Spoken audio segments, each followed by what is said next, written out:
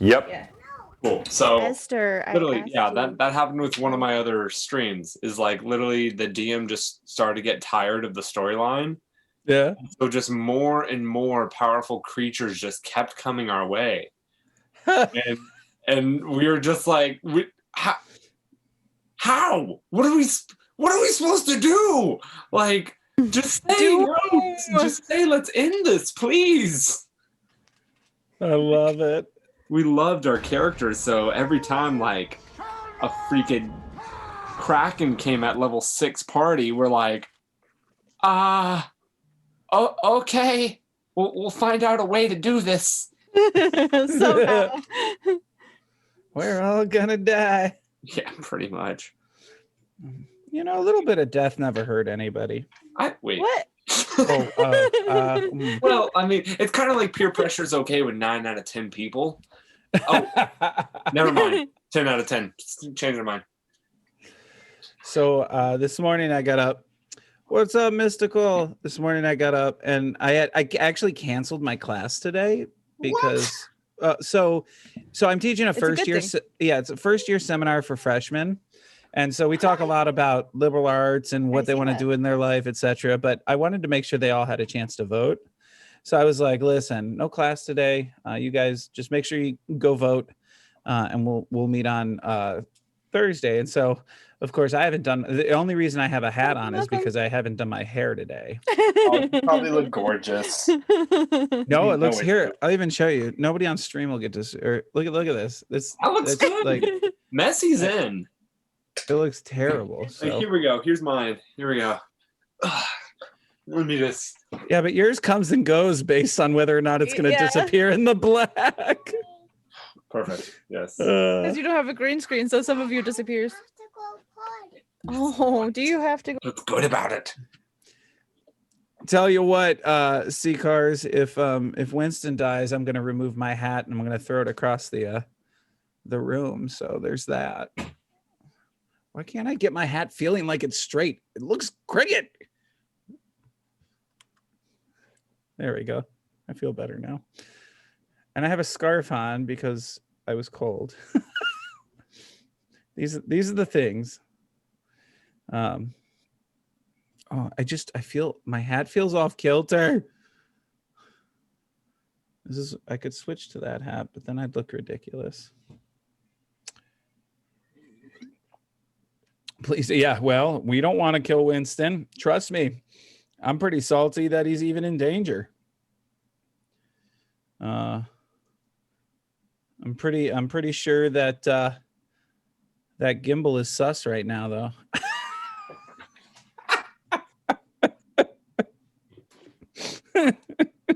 I don't like all this laughing happening. Stop it. No, I just said Gimble is sus.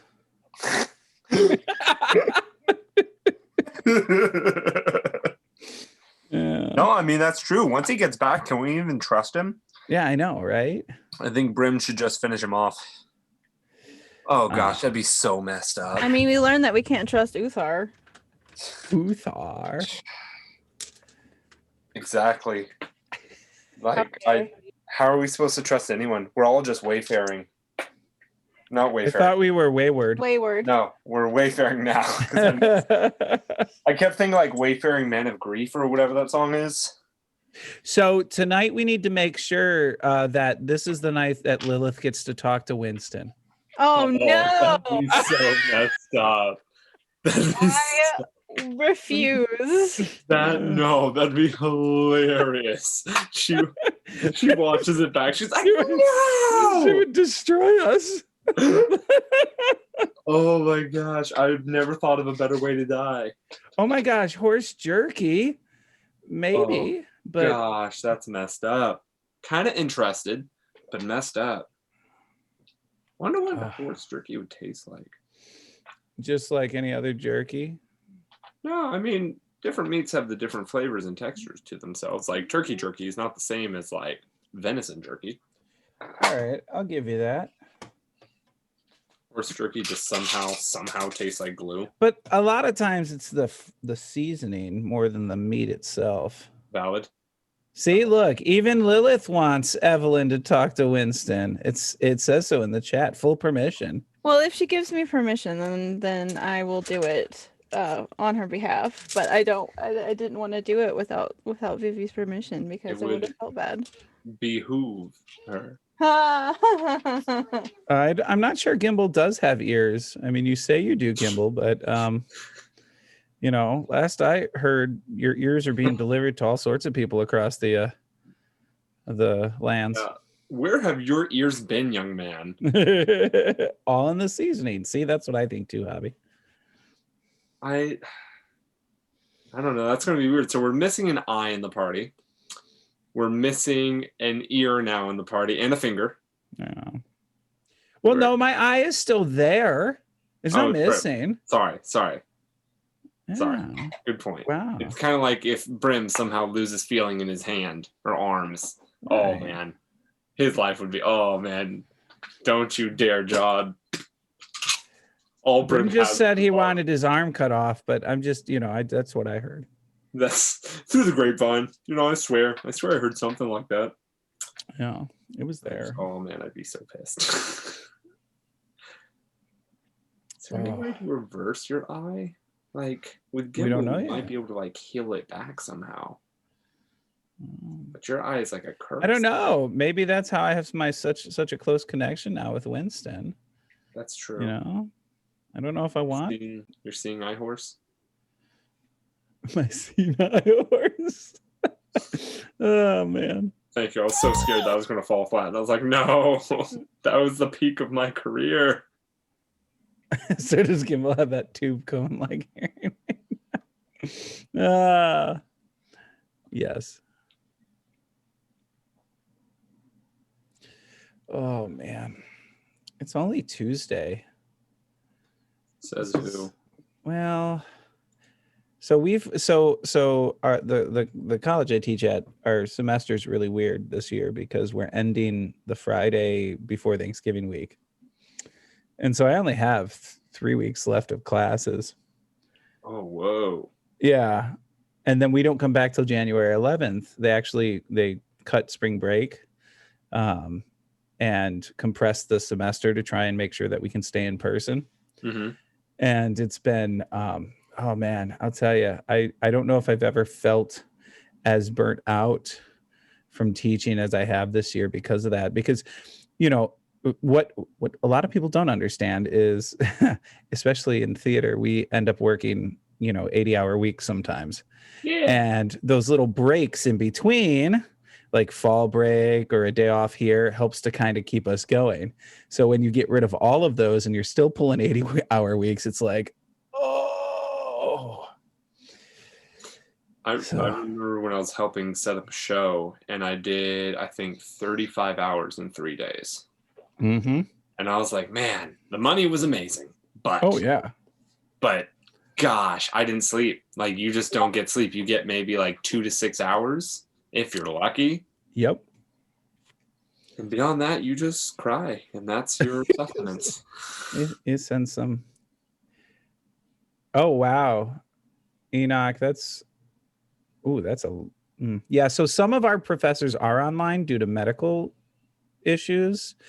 We have, obviously older faculty. And so our classes are kind of a mix where, I'm on the younger side of things, even in my 40s. And so I'm in person, but we've got a lot that do online or what they're calling high flex, which is really kind of like a mix between online and in person. But we've had to, so part of the thing is with spacing issues, our classrooms have been adjusted. So a classroom that usually could seat 25 can only seat like 10 now. So it's weird times.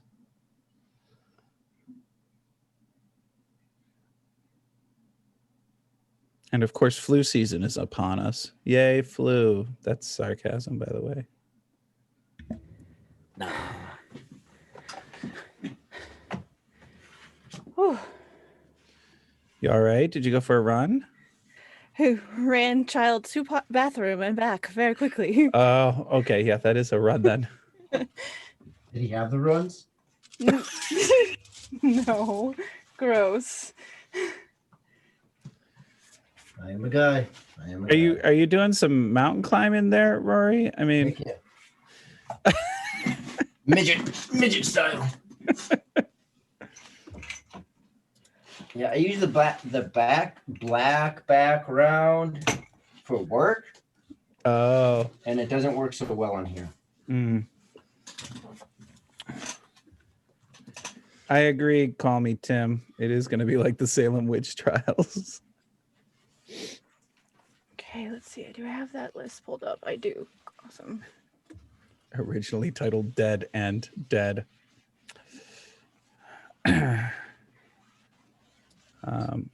So I do have Winston's eulogy written. So Dang. Just in case. Well, Nice. you know, we know how John can be, so I just had to prepare. Bringing that other new character.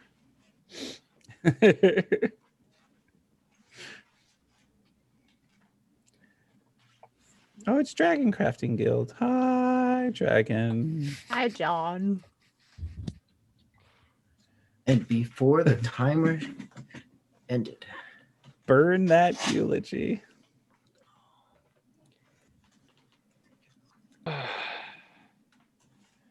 Dude, I find myself mystical. I find myself actually when I cough in public now, I kind of freak out a little bit. I'm like, oh, okay.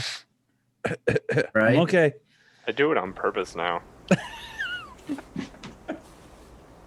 It's the worst. Reactions. Oh yeah, there'll be people walking by me that will like they'll have their masks like completely off and like indoors, and like I work at a gym, and so I've got to tell them repeatedly like, hey, put your mask on, and they'll have like it under their nose sometimes, and I'll walk by them, especially today, like today's my mixed martial arts day, so I was walking by one of them and I was going up on the bag, and I like am walking past them, and I just go and go that raspy cough, and they're like, oh gosh, and they like threw their mask up as quickly as possible. That's hilarious. It was so I funny. love it. Oh man. Everything set? Yes. How come, hey, Evelyn, how come I can't get my background fixed? I don't know. Do you have your thing to have a green screen? Yep. And when I click it, I get this thing. I don't know. Otherwise, I get this. Mine, Boom. mine doesn't do that. So. Wait a minute. Oh yeah. Oh, there it is. Never mind, I fixed it. I like that your hat says train wreck. I just realized it said that. It's a beer. So it's a beer. It's our local brewery makes it, called Trainwreck. It is an 8.2% ABV. So now you know why it's called Trainwreck. They have a better version, which is Trainwreck Bourbon Barrel.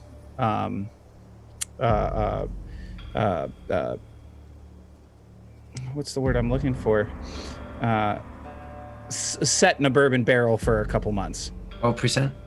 Yeah, so you get all the bourbon taste and it's the reason they call it Trainwreck is, you know how a lot of those high ABV beers, you can taste the alcohol, right? It's like you start drinking, you're like, okay. This one tastes like it's 4%. Yeah, I had one of my other faculty members, older than me by 20 years. One night we did trivia and he had a couple. And then he had another and he didn't realize. And then he ordered another one and forgot he ordered it. So luckily I took care of it for him. It's a really good beer though. We've got 2 local breweries in town in the area, and they make some amazing. And one of them's it's called the Smokehouse. They have a meal called the Meat Sweats. And it's literally $100. It's for like 5 people, and it's all of their meat: brisket, barbecue chicken, everything. And it comes out in these platters with sides. And if you like meat, the Meat Sweats is where you want to be. It's an unfortunate name, though. Yeah. but that's what happens when you eat. Yeah. You can have 5 people cooked. You all right there, Josh?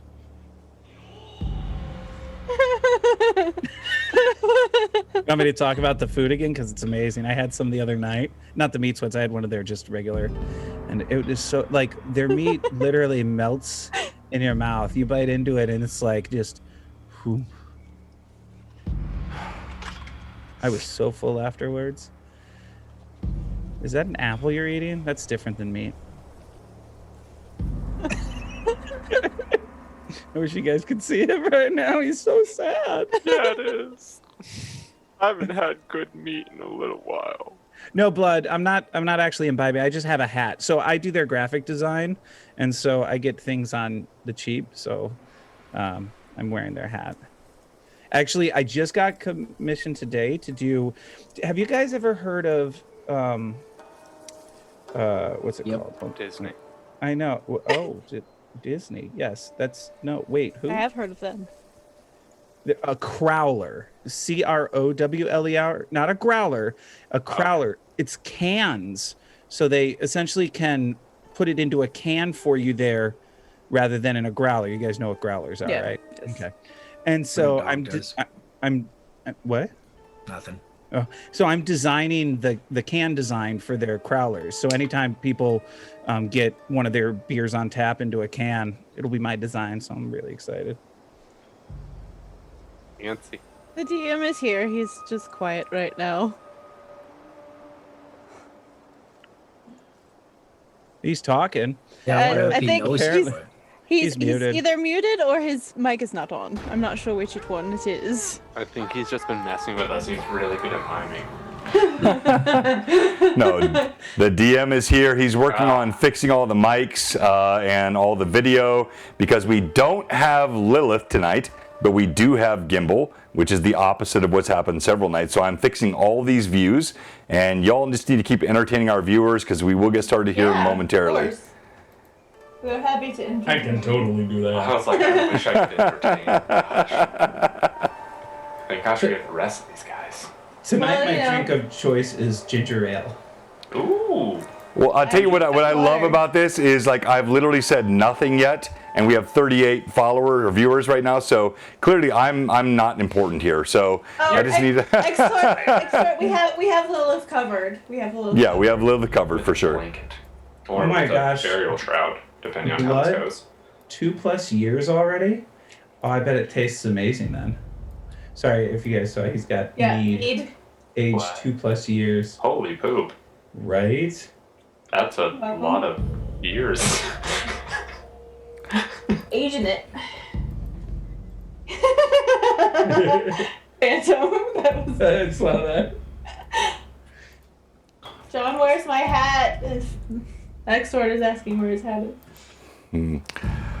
We'll see. It should be on the way already, my friend. But I am more worried right now about getting all these cameras worked out. Gimbal, I got 5 different views. All of them have to be worked on. So Brim's good, Millie's good. Shorewin and Gimbal, I'm fixing. Oh, thank you, Jay Birchfield. I saved your Jordan. life the other day, bro. Oh, you cheat. Yeah, I think that's why he did that. Yes, because he knows you did. That is awesome. Last time I saved you, Jordan Birchfield. So that just takes off one of my advantages. Exactly. Yep. Oh my gosh. I send more of those.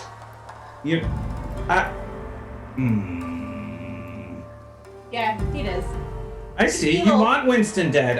All the other people out there. Well, it's true. It's Ixon. I mean, he betrayed the entire party in our other campaign. Oh, don't Yeah. throw that There shade. you go. That's just good role play. That's all that was. You're a poop. Oh, that's fine. I had 12 advantages still, so. Oh, Oh, don't.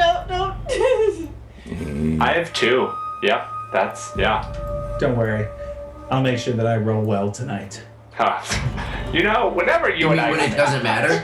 whenever you and I say that, it's like you, me, and Rory. We all just Every single time. No, Josh, you're wrong. I'm consistently low. Oh, okay.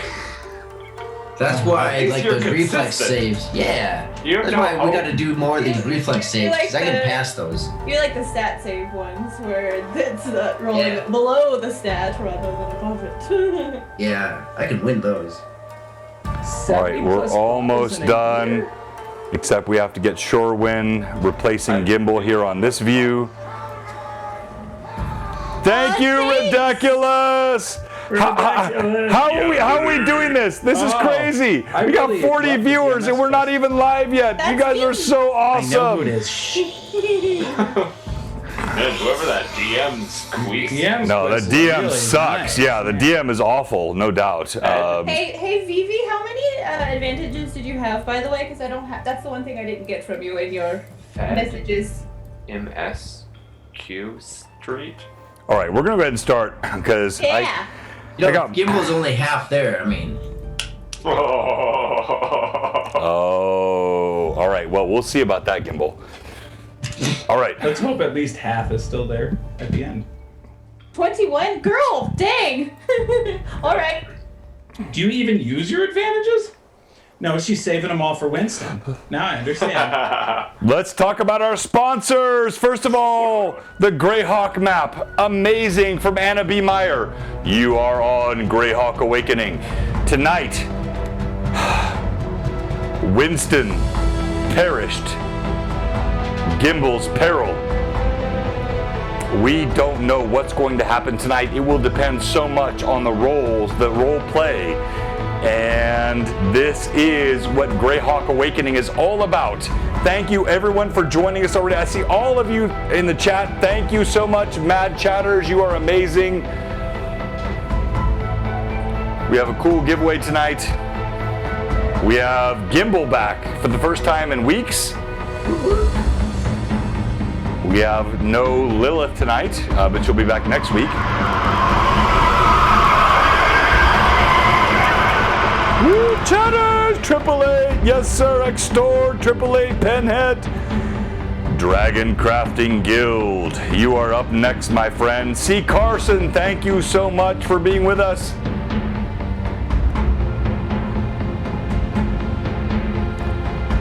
Save Gimble! Oh, Tim! Tim in early! That's what Tim does. I love that, Tim!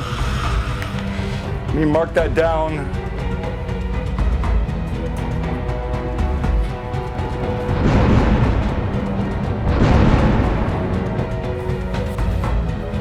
I love the fact that Josh looks like a floating head sometimes right now. Yeah, he's kind of in black with black and black, so. hey John. Yes. He's got a disadvantage. What? No, that's a mistake. That's a glitch on Twitch. It's not that. No. That's a Twitch glitch, not real. No. All right. Dan's quest Oh. is really good. Like, Vivi would not do that to me. I know Vivi would not do that to me.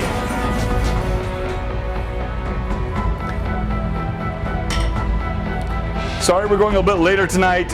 It was just getting our cams all ready. It's kind of the way we do it here. I will be doing the one. Oh, there's Patrick, Ancient Gamer. Holy crud, 40 viewers, multiple subs. That is incredible. Thank you, sir. for all those people giving advantage to the DM, I want you to understand that if Wynnston dies tonight, it's on your head. If Wynnston dies tonight, that could well happen. Lilith will come after you. Will Yeah, hunt she you will. down. And she knows. And then our two sponsors, thank you for the follow, Shavant Hunter 86. And we have several great sponsors, but the oldest and the newest. The oldest is Dragon Crafting Guild.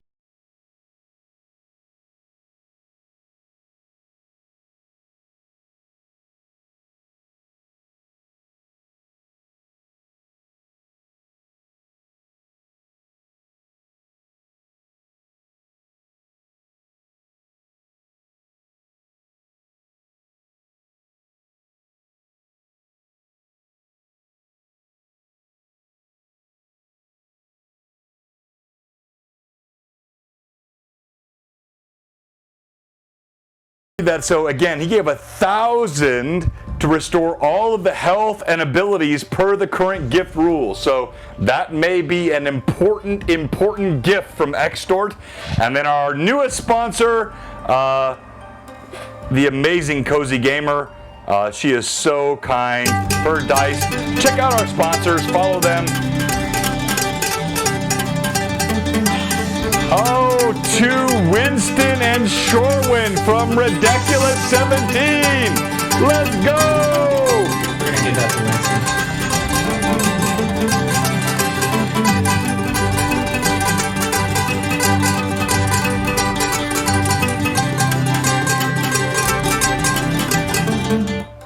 All right, so we are live now, video. Everybody can see you, so you got to stop messing around. And we're going to go through player intros, what happened last time. But a quick apology here from Blue Box. We're a little bit slow tonight because we are missing, of course, Lilith, Vivi, amazing role player, and now we have Gimble back with us tonight, and we're going to resolve Gimble's actions from the one shot that he had on Wednesday night last week tonight. So thank you for being with us, and let's go around and let's do the what happened last time. Alright, I'm covering 2 episodes, so let's begin. So at the beginning of our pre-Gimble episode, we had started off, let's see, hold on, I have to think a second. Okay, so we had just, the fight, hold on. I have to remember. Take your time, lore keeper. No rush. Okay. Oh yes, we were with Burn again, where we had started last time. So we were in Burn's tower, and we were continuing the issue of the cursed shield being stuck to Shorewind's hand. And with the shield, Burn finally let Millie speak again. I almost said Millith. I'm in Millith brain right now. But he let Millie speak again, and basically reiterated that he didn't expect the party just to pick up whatever they found along the way, before finally telling Shorewind he could remove the shield, but it came at a cost.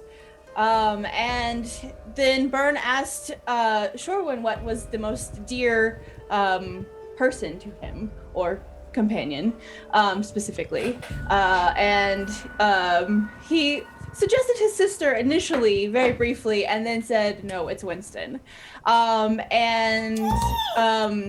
Burn told Shorewind that it was either his eye or Wynnston's eye that had to be sacrificed to separate Shorewind from the shield. In a matter of an instant, really, Shorewind chose to sacrifice his own eye because he could not do that to Wynnston. And so once the Cavalier spell was broken and he was blinded in his left eye, he was a little not doing too well, basically, and so he left the tower in that moment, and Ashrin, of course, immediately followed because it's Ashrin. And Brim followed as well, but asked Millie and Lilith to find out all that they could about where Gimble was. Millie and Lilith had a conversation with Burn. There was quite a bit of a tense air between Burn and Millie in particular. But he eventually told them there was nothing he could really do. He wanted the stone, the crystal eye, to protect all of the people in the Flanness and Earth in general, and said that, well, you probably just need to wait around for another message, because they'll probably send you another message. In the moment that Millie finally agreed to hand over the eye to Burn, the eyeballs that were in the shield sprung from the shield and started rolling around on the floor. And in that moment, Burn told the party or Millie and Lilith, to get out of the tower, and that he would be dealing with the situation at hand. Mm-hmm. So they left him to deal with the eyeballs rolling all around on the floor.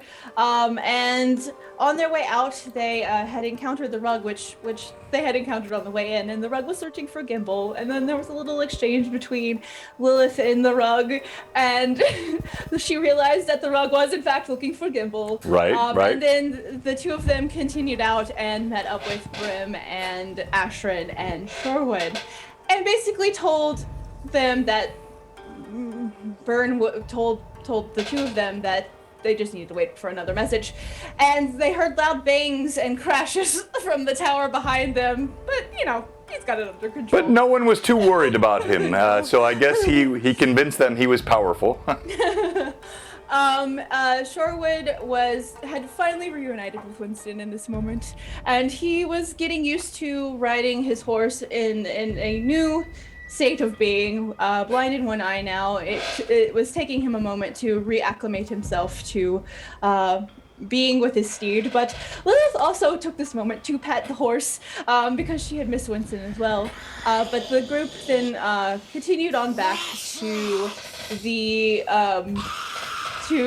welcome winch, though at a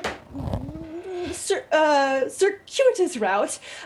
Brim did not want to go straight back. He was worried that people would look at him in a fearful manner, and because of what had happened between him and Three Trees in the previous session. But Millie had convinced, and Millie and Lilith together convinced Brim to at least try.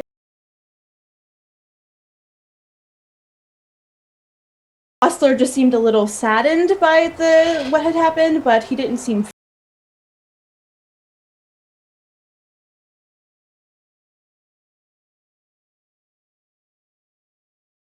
back out the tavern first before he came in, and Brim was very much trying to get Shorewin alone to speak to him, though Ashrin really wanted to tag along.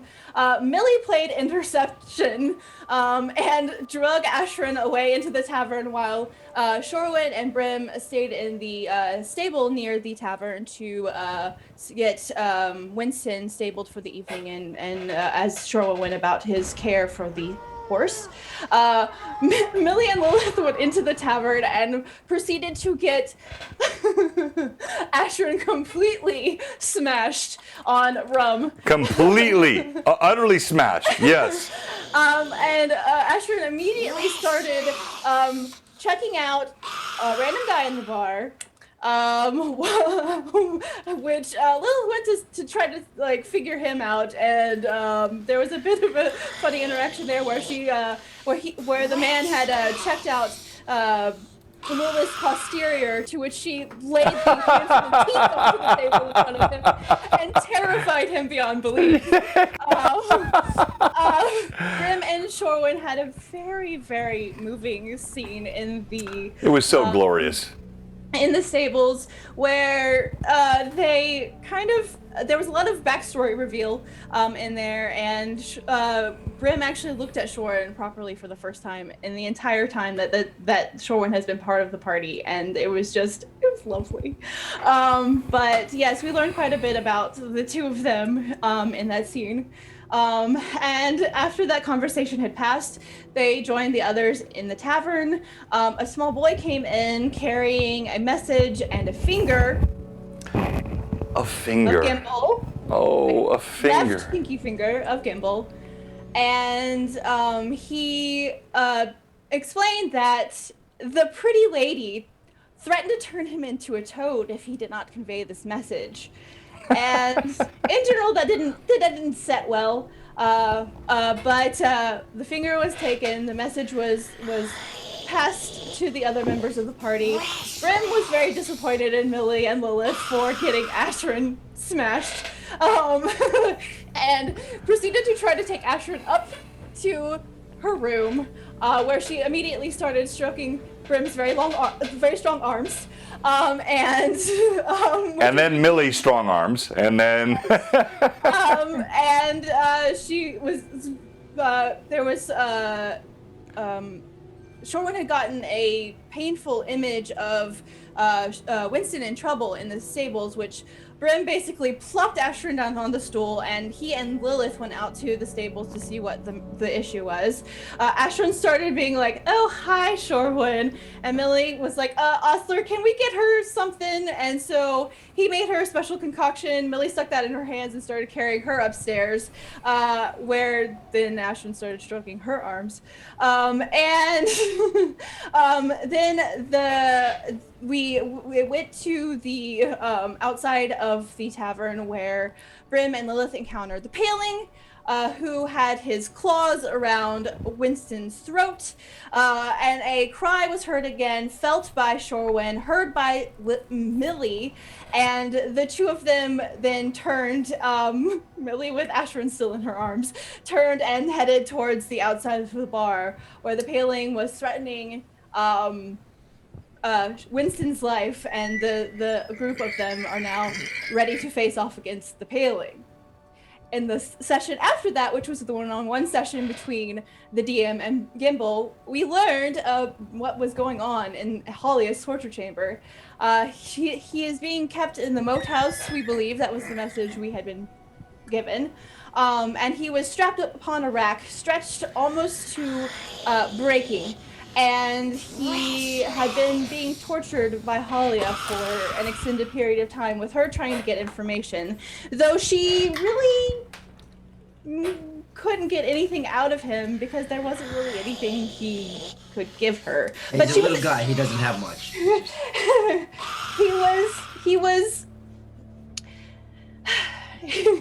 he was basically being tortured at this point just because Halia was enjoying it.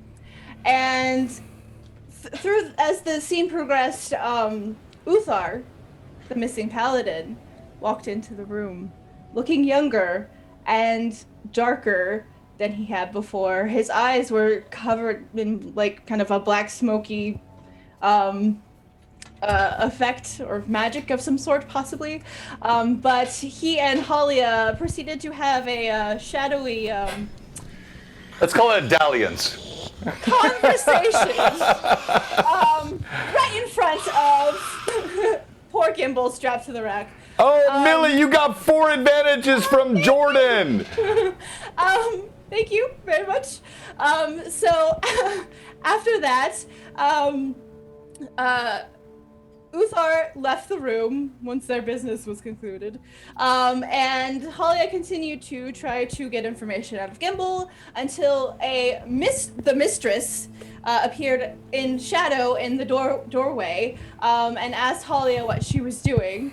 And Halia basically followed after her out of the room, leaving Gimble by himself on the rack, where a rat, a pretty large rat, in fact, started tickling his foot, nibbling at it. Gimble actually managed... Wait, nibbling at what, though? The rat nibbled at what?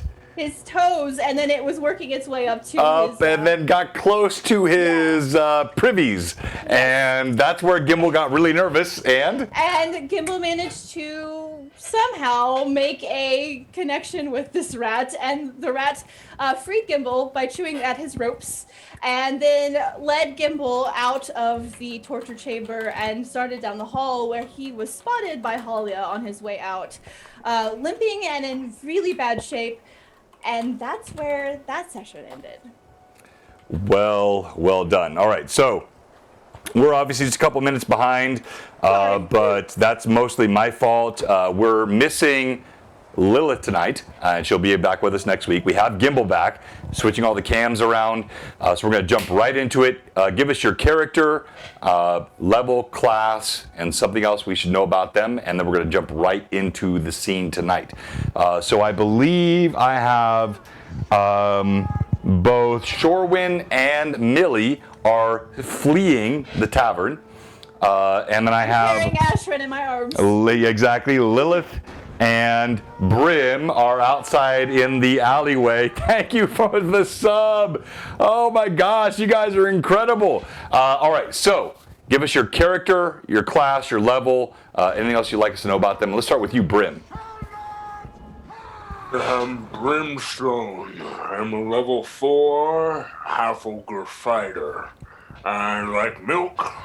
I like my friends. and I now include Chorwin in that. And I'm just happy to have a horse that's not dead, correct? Yet. Now, Correct. That's all. All right, let's go to Millie. all right. Hello, dears. I'm Mary Millie Von Tomth. I am a level 5 half-elven swashbuckler.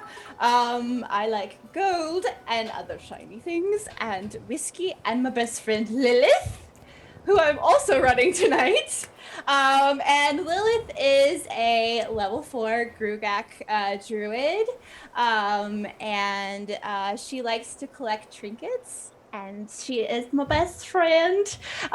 So yeah. Well done. Let's go to Shorewin. Indeed. I am Shorwin Tesla of Corewood, currently blind in my left eye, but Wynnston is still currently living. I am I do believe I leveled up last, but we have not rested yet, so very soon... Got to rest first, yes. Very soon I will be a level 4 cavalier. Or dead, depending. On how things go. All right, and last but not least, we have not seen you in weeks. Gimble. Yeah, so I'm Gimble. I'm a level 4 illusionist wizard. I am missing my left ear or my right. I think it's my right ear, left pinky. That's right, right ear, left pinky. Been through quite a bit lately. And not really looking in too good of shape. Oh, my beard is gone. My mustache is gone. Right ear, left pinky. Yep. All right. So with all that said, we're going to conclude the overly long introduction tonight. I'm sorry. This was not the player's fault. It was my fault getting all the cams set up with player changes. But we need our Monster Monday. Josh, so you're going to give us the Monster Monday. Our viewers are going to try to guess the monster, and then we will be right into the action. Go ahead, Josh. All right, so Zero is what they call me, but I know I am more. Crawling and moving across the floor, no arms, yet I climb to ever new heights. They call me creepy and crawly. It hurts me, but do I feel? It hurts me, but do I feel? Even if I am undead, no heart or body to call my own, they try and turn me away, and for what? I am immune, yet I still feel pain. No poison will enter my veins. I may not see the world around me, but I feel it. I feel it. And does that not make me a man? Does that not make me more? More? Who knows? But for now, I'm just a thing. No muscle or brain, and just a one-handed applause is what's given to the one-hand show called me, myself, and cry. Thank you. Oh gosh. So we got comments. You're making people uncomfortable with that, John. That was awesome though. All right, so can anyone guess? So we have ooze, we have the walking hand, gelatinous cube, let's give it black pudding, a wraith. That's the best Monster Monday. Why are you in the chat, Vivi, if you're not here on the stream? No, I know. She's got a thing with her kid tonight. That's cool. So, creepy crawler, banshee. All right, so a teenager. All right, give us, what is it, Josh? It is a creeping crawler. Oh, that's Thunder Bay! Congratulations, Thunder Bay! It was a creeping crawler. Well done. All right. It is time. A little bit late tonight. We apologize. Thank you for your patience. But we begin. Greyhawk Awakening, Episode 20. Gimble's Peril. No, Wynnston's Peril. Gimble perished. ? We're going to start in the alleyway. Thank you, Thunder Bay, for the sub. And in the alleyway, and it is nighttime.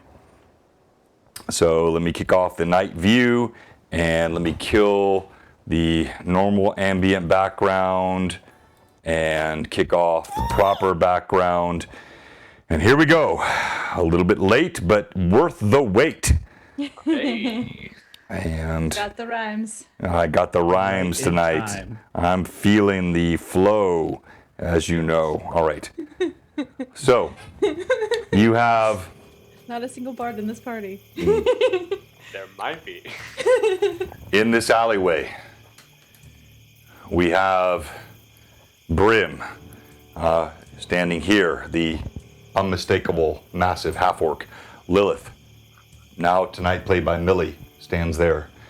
We have the horses in their stables here. In particular, Wynnston in this stable. Wynnston has the paling with all of his wickedness, his horrible looking, glowing eyes, necrotic energy, pallid flesh. He stands over and he has his thank you for all the cheers, Brim and Anonymous. Anonymous, tell us who that cheer went to. You have the paling that stands above with his hand on Wynnston's throat.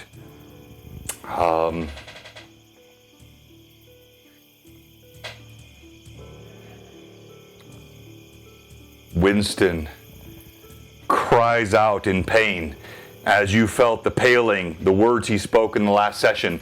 He squeezes Wynnston's neck. There is a cry from Wynnston as the paling squeezes, and we have only the two there, Brim and Lilith. Brim, what do you do?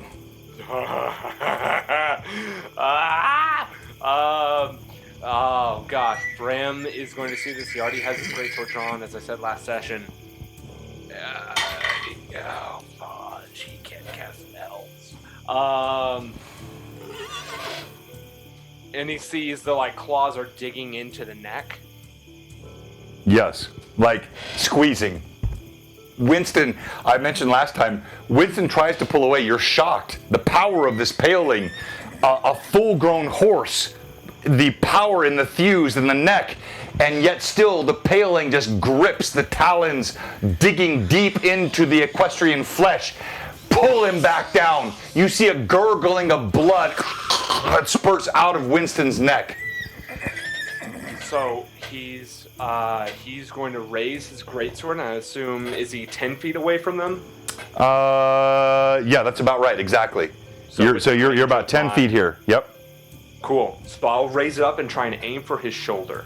So if he's going to grip, then he either keeps the arm there or he lets go to try and get out of the way. All right, so you leap forward to strike the paling in the arm, and tell us the blade you're using again.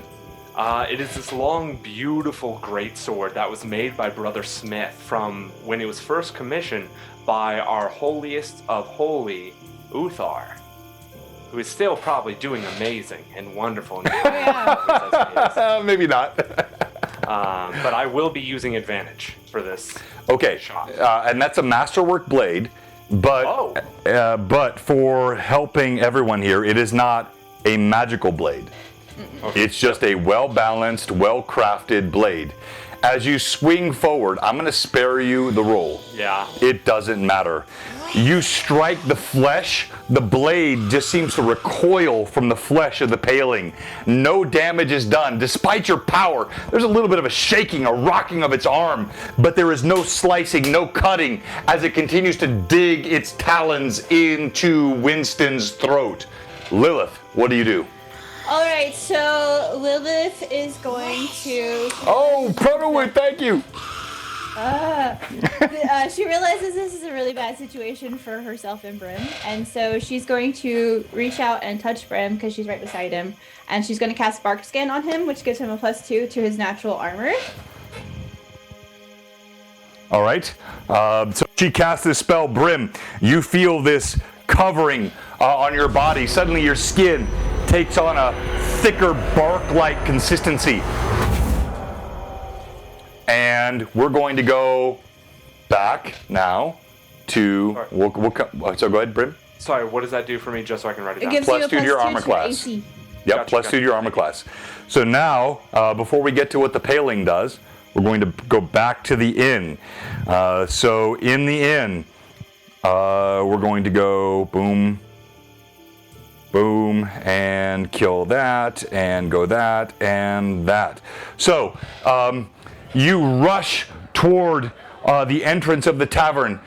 You feel and hear now, Shorewind, Wynnston screaming, Millie's footsteps behind you, heavy with Lilith, or pardon me, with Ashrin in her arms. So are you continuing to carry her, Ashrin, or? I'm going to basically just like help her drink to see if it'll sober her up a little faster, and then I'll put her on her feet and like pull her behind me. All right, so you kind of set her to the ground. You drop her somewhat ceremoniously as she's milking the drink that Ostler gave her, and the two of you sprint out the doorway. Anything else you're doing before you run out? I just want to get out of there as quickly as possible since I heard the commotion. Shorewind? So at this point, in full sprint, while unsheathing my sword, Jorwin's going to head out towards Wynnston and yell, "I'm coming, Wynnston!" All right. Picked up a whole part of the inn there. Didn't mean to do that. Sometimes these things stick. 1 second here. So you scream this out. You hear Wynnston. He yells into the darkness. You hear a horrible cry coming from him, and then it falls to a gurgle. Thank you, Steve. As you rush out of the inn, we're going to go back to the paling.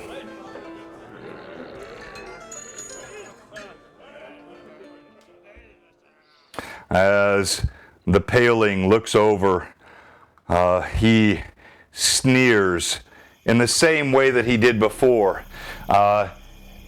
I warned you. Now this creature dies. And as he squeezes, you see his hand rips down on Wynnston's throat. And Wynnston has 5 advantages. oh my gosh, but I've got a nat 20, no lie, on the die. Oh, I already got warned last time. If Wynnston dies, I'll lose all my viewers. I know that. Oh my gosh. All right, hang on. Better not confirm. I'm not saying what happened now. I'm just gonna just sit tight. And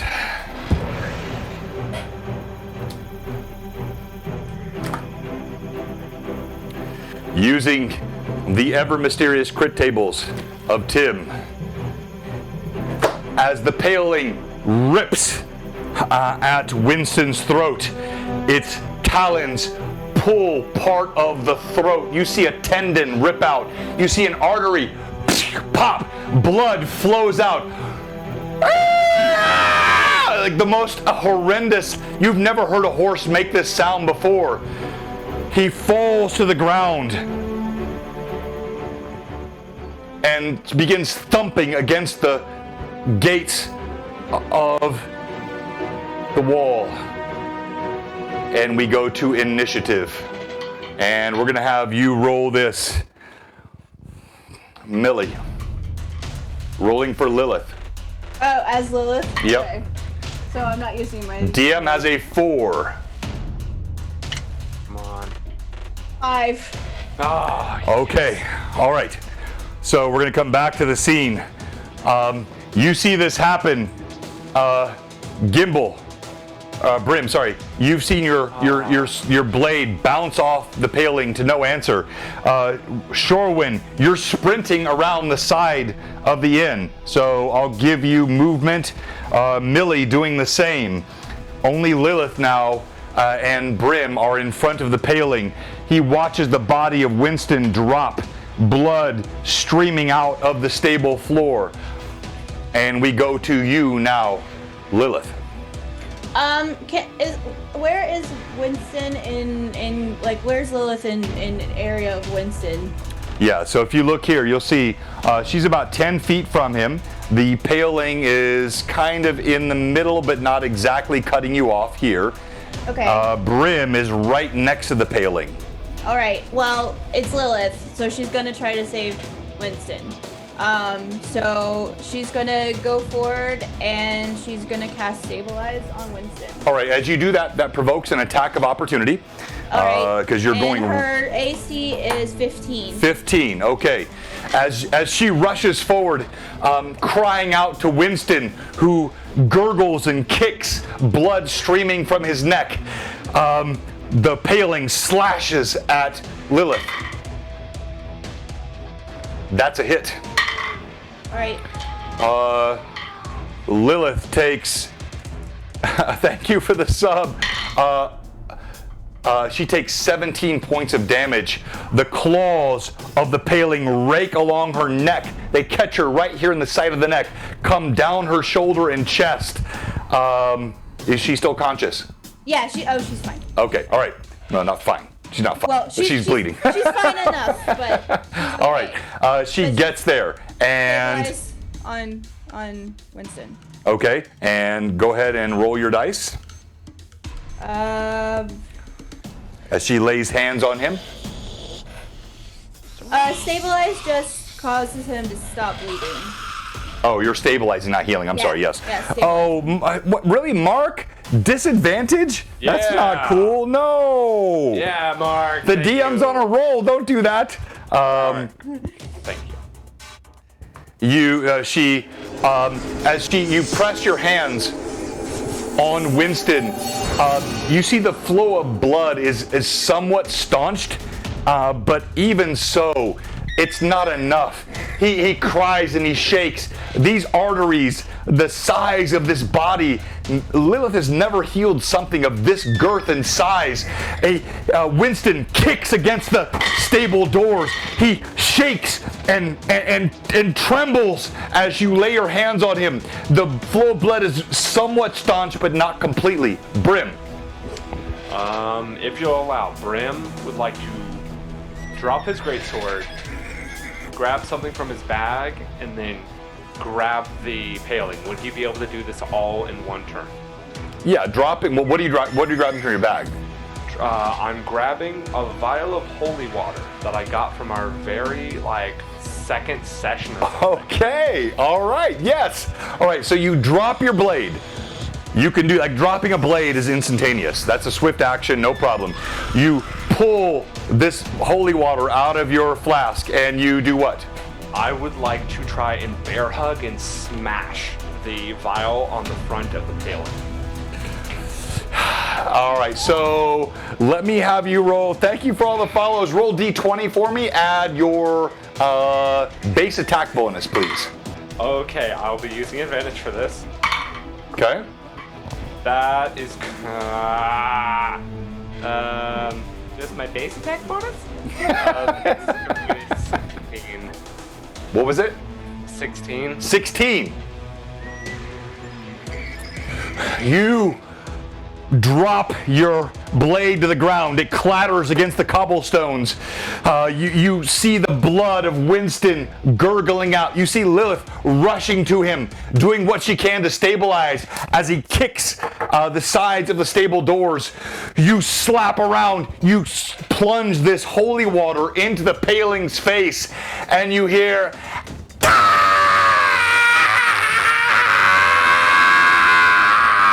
the paling staggers back. You hear a sizzling, an acid burning on his face. And we're going to go to Shorewin. I'd like to be yelling out, We need help! Wynnston's down! All right. Shorewin and Millie, you come running around the corner. You see this scene. The paling now staggering back with Brim, arm around him, sort of restricting him, holy water in his face. You see Wynnston on the ground, blood streaming from his body, legs kicking against the stable doors as Lilith applies her hands to him. Initiative. Wait. Oh, right. Yes. Okay. And we're going to have you roll again. You won last time, right? Yes, I Yeah, did. all right. And DM, oh, wow. DM has a 1. Okay. All right, so let's start with you. Millie, you come around the corner. You see this. All right. Well, this is a bad situation indeed. Is Brim still wrapped around the paling, right? Yes. So you see Brim here, his arm around the paling's neck. You can see the holy water sizzling against his face. The paling shrieking, claws coming out. And I can see Wynnston is down and everything as well. You see all that. How far am I away from him? So you came around the corner last round. You're about 15 feet away. So you can move 10 feet. You can get to Wynnston. You can get to Lilith. You can sprint, but you won't get a full attack round if you run to the paling. Can I, dragging Ashwin behind me, kind of put myself between Lilith and the paling? Yes, but I'm sorry, I misunderstood. I thought you left Ashrin in the inn. No, I said I was pulling her behind. Okay, then you're behind. Okay, then you're strong, but you're still a bit behind Shorewin. So let's go to Shorewin first, and then we'll come to you. That's fine. Because you're strong, but you're carrying a body. Shorewin, what do you do? I'm not carrying her. I'm holding her hand and like pulling her behind me, like having her run behind me. Yeah, she's unconscious. She kind of like in the last session, she was drinking the fluid, and I'm sorry, so I should have given you that chance to, like, you can change your mind. At the beginning of the end of the last round, she was drinking the stuff, and she kind of fell over, staggering under the weight of the alcohol. Okay, well then Millie would have just carried her the rest of the way. I see what you're saying now. Okay, yeah, no, I wasn't correct. My bad, not yours. All right, so Shorewin, your first round, you hear Millie behind you carrying Ashrin's body. You see this. You see Shorewin kicking, blood streaming from an artery ripped out of his neck. You see the paling being pulled back by Brim with holy water smashed in his face. You can smell the acrid acid stench. What do you do? As he comes around the corner, he sees the situation at hand and gasps in ever so quickly, almost as if punched in the gut. His sword's in his hands. It immediately memories of the battles that he has fought with Wynnston race through his mind, and he charges full speed right at the paling. All right, you rush full speed. You're closer because you're not encumbered. You get an attack. Remind me of the blade you're using, and remind our viewers of the blade you're using, I guess is the better. Yeah, so the blade that currently equipped is a long sword, +2. It is... Where are my notes? I have notes on it. The first +2 weapon in the entire campaign. Yeah. All right, that's all I need. I wanted them to know. Received that from what's his name? Somebody remind me. Burn. Thank you. Burn, not Burns. Single one burn. Roll to hit. And so I'm gonna roll to hit. I'm using advantage, of course. Yes. Of course. Of course. God, that's okay. That's not good. It is 15. All right. Even as you swing, you feel like your blow was good, but you see the paling slithers within Brim's grasp, almost using the holy water as lubrication. It turns sideways, not vanishing, but letting your blade just slash past.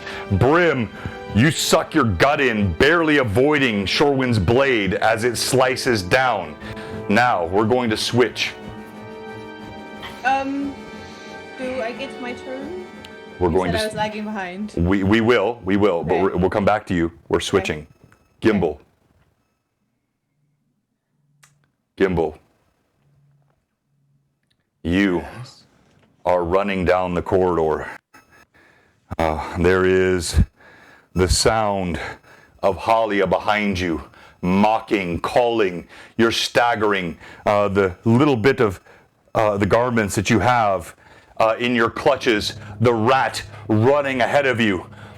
By the way, any of our viewers that don't know what's going on, Gimble was separated from the party. This is the first time he's been on in weeks, and he's in a completely different place.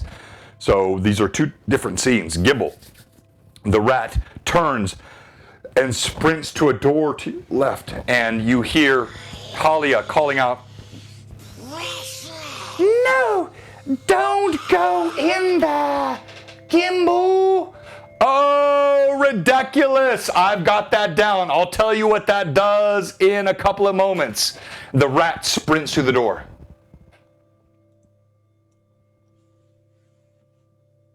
I follow the rat. You hobble, dragging your foot. You hear Halia getting closer. As you get closer and closer, you dart through the door and you see the rat. It's prancing nervously. As I think I mentioned last time, there is something that has been embedded in its skull. There is a disc, a medallion of some kind in the rat's skull. It taps and you see there is a pool of water there glowing with a strange green light. As you approach it, you hear the sound of some sort of arcane magical energy that emanates from it. The rat is tapping, tapping, tapping, and you hear Halia coming. "Gimble, get away from there! You don't want to go there! That will not be good for you!" You hear her voice coming down the hallway. So the rat is just like tapping the water, but it's solid underneath the water? No, it's tapping the side. So there's about a 2-foot stone. So it's tapping at the edge. Think about like a well. Okay. There is a green, blue, then green, then blue water, and the rat's tapping at the side of it.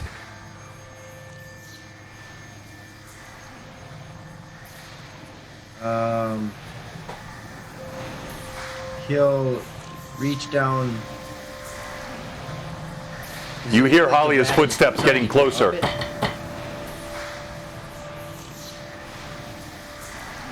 Does it look like the rat is trying to get up this? Yeah, it's like scrabbling, but also with a sentience, the same sentience you from the moment you sensed it wanted to rip your loincloth off and devour your privies. When you connected with it, there was a sentience, and you're sensing this same sentience now. It's trying to scrabble up, but it's also looking back at you. That disc on its head is glowing. It scrapes at you, trying to get up the side of this stone water well. And the opening of this well-like item is it's about fairly 4 large. feet by 4. It's a 4 feet wide or diameter, so a good circumference. And you see shifting. He'll grab the rat and crawl up on top of the ledge of this wall. And think, just like when he did previously, whatever effect it might have, he'll think, jump, like should I jump? And what does he see in the well? Is it like a scribe? Roll d20 for me and add your wisdom, please.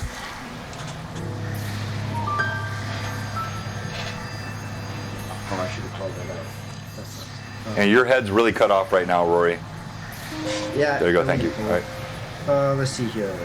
Knock Gimble's head too. Wisdom, you said? Yes.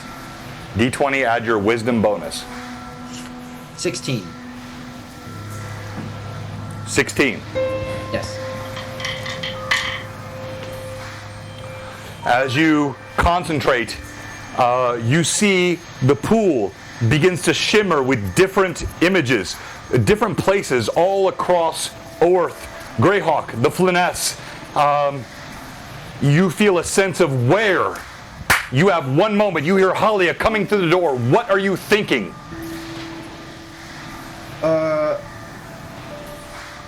Brother Smith.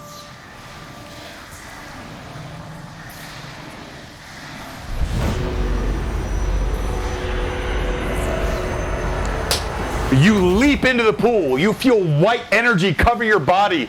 The rat in your hand, it's not biting you. It's willing. As you drop into the water, suddenly Halia's voice becomes remote, and you drop through the pool of water, and we'll come back to that later. Let's go back to the combat. All right. Millie, what do you do? All right, so since I'm carrying Astrid, I'm going to actually set her down again now, or try to slap her on the face to wake her up. Like, you're slapping Astrid? Okay. Thank you, Jay Birchfield. Thank you, Extort. You see, Astrid, she pulls the flask that Osler had given her out of her mouth. What? Let me put her here. Hook up to you. We really need you right now. What's happening, Millie? What is this? What?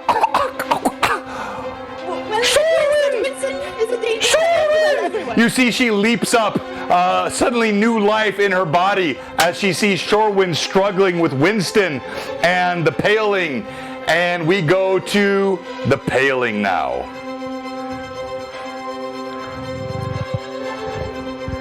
Constrained by Brim, assaulted by Shorewind, it slashes out at Shorewind. Shorewind, as Brim's holy water burns it like acid, you see the Paling's eyes glow wide. It rips itself from Brim's clutches. Brim, roll d20. We got a strength check here. Add your strength bonus. Using advantage. That is with my strength bonus. That's going to only be a 22. Okay, and I use advantage as well. This Paling, Brim, you have never encountered a creature stronger than you. What? It rips itself from your arms and launches at Shorewind. Shorewind, remind me of your armor class, please. It is. He is. That's right, Steve. What's that? It's 17 right now. All right.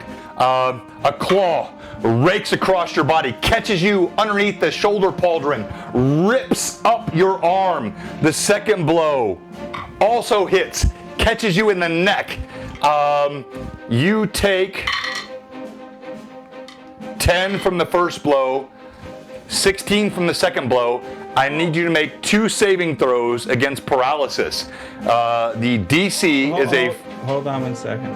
Sorry. Wait a minute, you said... 10 from the first blow. 6 total.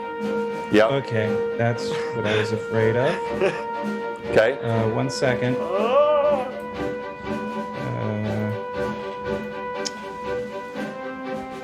Are you still conscious? I'm at -8. You're at -8. What? All right, no need to make a saving throw against anything else. We haven't rested. I know, that's right.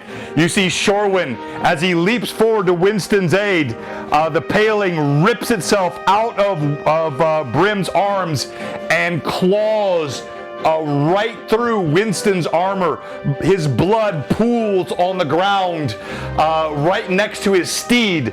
So literally, the steed and the cavalier, their blood mingled in the cobblestones. Initiative.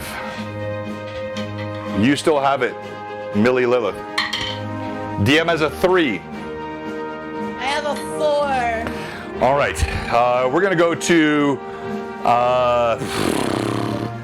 Brim. What are you gonna do? I'm gonna try and just grapple him again. That's all I can do. All right, Try knowing. and get in front of him to grapple him, to try and get between him and Shorewind. All right, so you kind of step around, trying to sort of careen into him. We're gonna have you make a strength check on that. Not even a. So roll d20. Add your strength bonus, please. Advantage. Mingling that's blood. not How gonna romantic, Patrick. That's just going to be a 10 total. A 10. As you leap forward toward him, oh my gosh, the power of this Paling, much stronger than you would have expected. You've never really grappled with it. Its right arm It hits you with an elbow. You stagger back. You hit the horse in the stable next to Wynnston. As the paling leaps forward, it knocks you out of the way to no effect. And we now go to Millie. You come running around the corner. You drop Ashrin. Ashrin is rushing toward Wynnston. What do you do? What about Lilith? Is Lilith closer? Yeah, Lilith, she'll go next. Oh my gosh. Restoring health and abilities to Shorewin. Okay, we'll get to that in a second. I still have something I haven't forgotten about the gift earlier. We have something for Wynnston too. What are you doing? You want Millie to go first or Lilith? Sorry. I want Millie to go first. Millie first. Okay, so I am coming around the corner now. How far am I between? Is it between me and the paling? You're about 7-8 feet. You're close enough to close for combat. To attack. Yes. All right. So that's what she's going to do. She remembers that her rapier didn't seem to do any good that time. So she's just going to attack with her dagger, since that makes sense for what Millie would do. So I'm going to roll this at advantage. And I know the answer to this, but again, tell our audience, why is that dagger more useful? It's a magical. It's a magical weapon. So you guys, you're all smart enough now to realize that the paling can only be impacted by magical or perhaps other special weapons, but standard blades do nothing against this paling. Yeah. Roll to hit. I did. And? It's a natural 20. Oh, really? Kill him here. Okay, okay. Roll to confirm. Yeah, roll to confirm, please. I'm gonna roll that at advantage as well. Yeah, as you well should. Does she get the Tim crit tables or no? That's 23 to hit. Total of 23. Yeah. Come on. I need you to roll percentile dice, please. Come on, get it. Come on. Zero. I'm pretty salty right now. Get that 000. Let's go. Millie leaps forward. You see she forgoes her rapier, only with this dagger with a faint magical glow to it. She plunges it toward the paling. I'm sorry, what was that? 78. A 78? Yeah. Okay, I like those numbers. So we're going to the ever mysterious crit tables from Tim. Do you want me to roll my dagger damage now? Well, hold on with this. So that's a level 11 crit, and go ahead and roll your base damage, and I'll get there. That's piercing damage. As you swing that blade, your dagger, cutting, piercing. 4 on the D4, so that's 8 points. 8 points. Well, you're going to triple that. You triple your base roll. That's 20. Okay. 24. Yep. All right. And the crit, I will read to you. Tim is hated, but sometimes loved. I'm shaking right now, y'all. Your weapon drives deep into your opponent's shoulder. So as you leap forward, your dagger, as the paling knocks Brim out of the way, his arm is open where he was knocked Brim away. You plunge your dagger right inside the socket of the shoulder. Thank you, Jordan. Oh, thank you, Jordan. You damage the nerves. You paralyze the arm. He's stunned for a period of time, has a penalty against him, has to pass a test. Magical healing, channeling.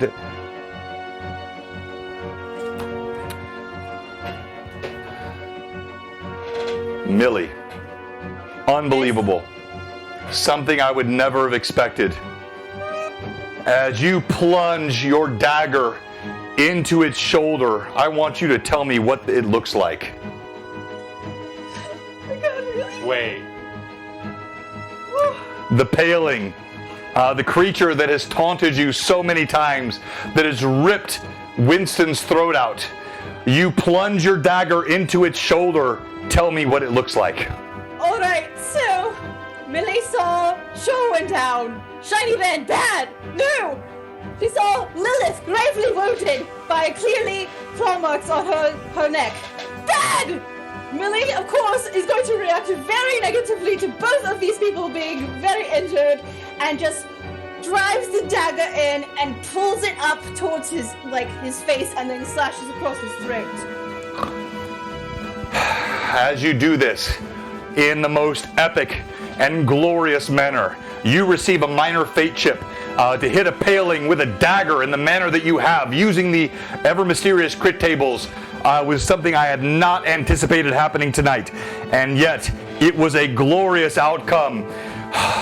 You see the paling fall as your dagger cuts up over its shoulder into its neck, piercing, severing. You see those eyes go wide. The glow then dims and falls out of them.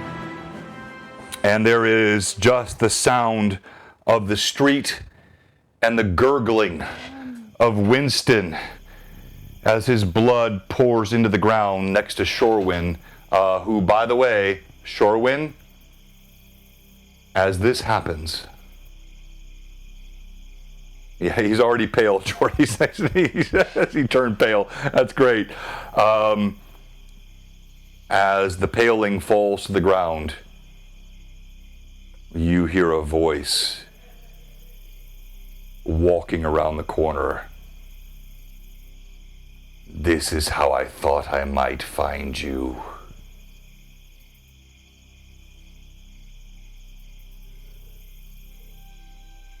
We're going to shift away from that, and we're going to go back to Gimble. Gimble, you appear on the street just outside of Brother Smith's smithery, and there is no one on the streets next to you.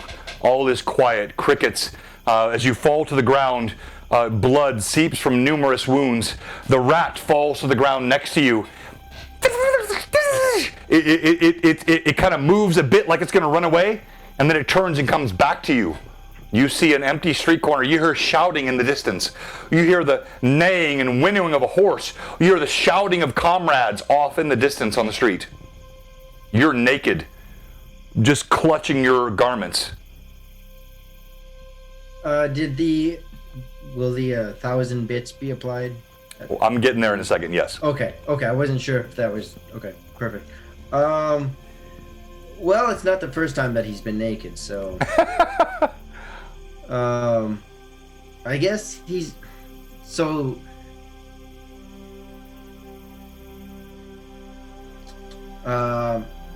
with his...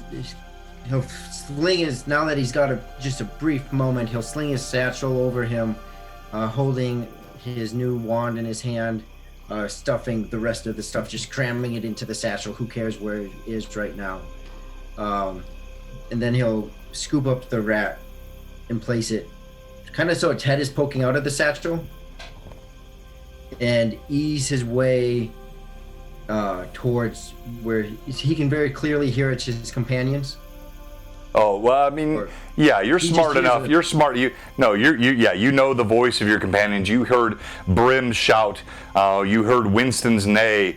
It's clear to you. They're about 150 yards to the west of you. You know where they're at. They're behind the welcome wench.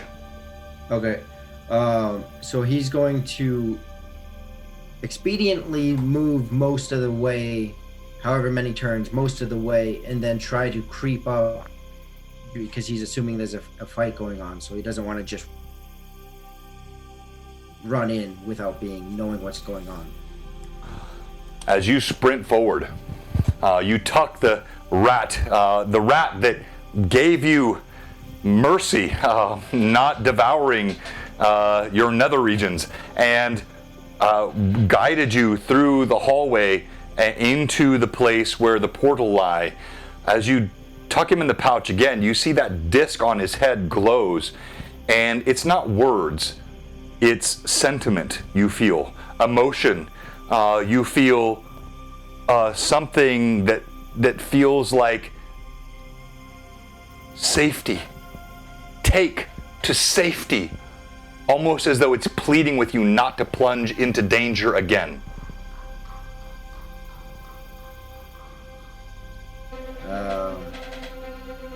For just a brief moment, he'll pause and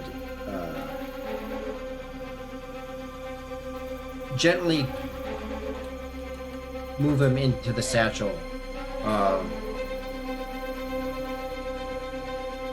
Not knowing how to relay, just thinking you are, like, whether it's the satchel makes you safe or you're safe with me, you're just thinking a confirmation of safety, just serenity is what I'm looking for. You concentrate, trying to convey in some empathic manner safety to this creature which saved you, which aided you, and yet you're unsure of how to communicate with it.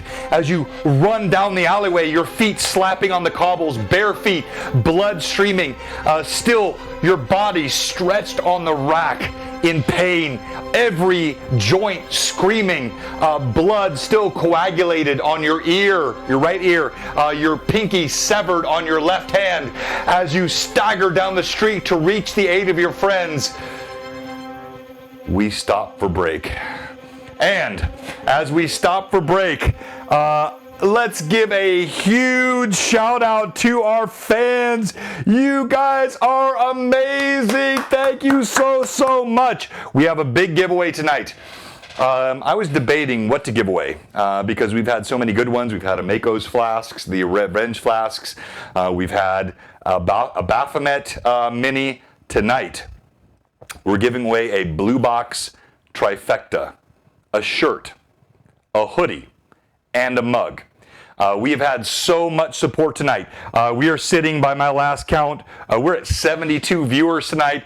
The subs, the followers, the gifts, our viewers are the best. And so we're going to do, I'm going to kick it off right now, and you have a chance to win all three. If you already have one of those, I'll work it out with you and give you something else.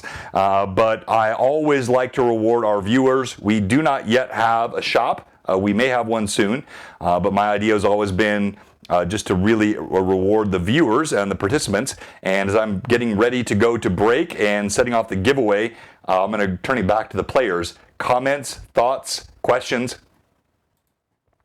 Yeah, lots of comments and thoughts, but this is PG, right? Yeah, exactly. Lots of words to be said. Ooh, so we have a horse bleeding out. We have a cavalier bleeding out. We have a gnome straggling on the ground through the cobblestone streets of Hamlet. And we have Millie and Lilith standing and still trying, with Brim struggling to understand what he can do with this creature that seems to be even stronger than he is, which blows his mind, is impervious to his blade. It is, All right. Other comments?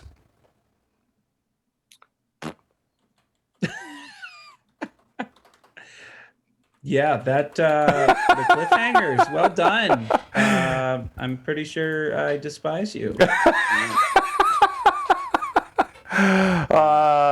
I kind of thought that might be the case, but we'll see. It's not a true cliffhanger because we're coming back after the break. But it is a tough night. We knew that last time, and the dice will rule. The dice. And the effort of the players and the viewers. The viewers have been incredible. So I've got those 1,000-point. They're going to matter. Our viewers saved our bacon last week, and they are saving the players' bacon again tonight. But all is not fully saved. So type !Blue Box for the giveaway. It's ! I'll type it in the chat so you can see how it's spelled. Blue Box. Type that in the chat. We'll be back in 5 minutes, and we're giving away a package tonight. A hoodie, a t-shirt, and a mug. If you have any one of those three, we'll swap them out for other gifts. We'll leave our mics hot during the break, and we will be right back here at Blue Box.